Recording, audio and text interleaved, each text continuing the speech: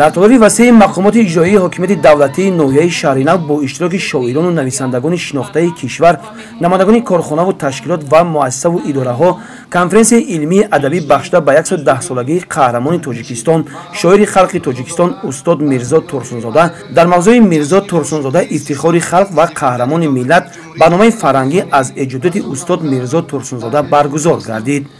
нахуст муовини раиси ноҳияи шаҳри нав Неъматуллозода шоиста меҳмононро хайрамақдам гуфта аз зиндагиномаи устод Мирзо Турсунзода қайд намуд ки мунодии сулҳу ва софи ватан, шоири тавонову мураббии аҳли сухан ва яке аз муборизони фаъоли дӯстии халқҳои олам Мирзо Турсунзода бо хислатҳои наҷибонаю ашъори рангини хеш дар дили ҳамватанону ҳамқаламон абадан маскан гирифтааст.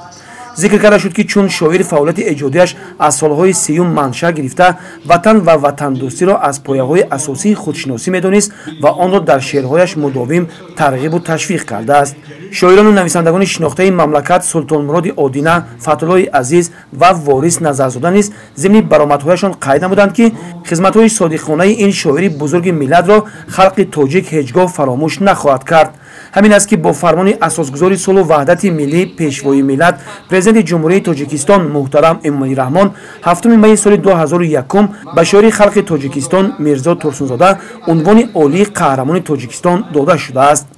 халқи тоҷик хизматҳои содиқонаи ин фарзанди баромади худ устод Мирзо Турсунзодаро қадр намуда донишгоҳ, шаҳр ва кӯчаву хиёбонҳоро ба номи ӯ гузоштанд.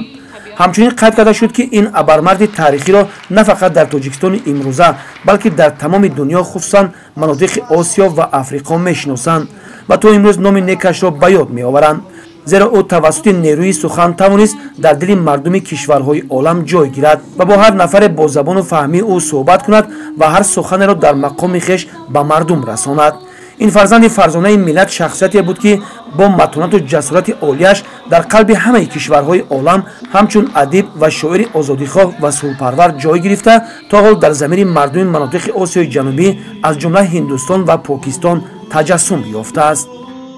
ҳамин аст ки асосгузори сулҳу ваҳдати миллӣ пешвои миллат президенти ҷумҳурияи тоҷикистон муҳтарам Эмомалӣ Раҳмон дастур доданд ки ҷиҳати қадрдонӣ ва гиромӣ доштани хотираи шоири халқи тоҷикистон Мирзо Турсунзода дар тамоми қаламрави ҷумҳурӣ ҷашни 110-солагии қаҳрамони тоҷикистон Мирзо Турсунзода баргузор карда шавад. барои дар сатҳи баланд таҷлил намудани солгарди адиб тибқи супориши сарвали давлат тадбирҳои зерин дар ҳамаи шаҳру ноҳияҳои мамлакат амалӣ карда мешаванд.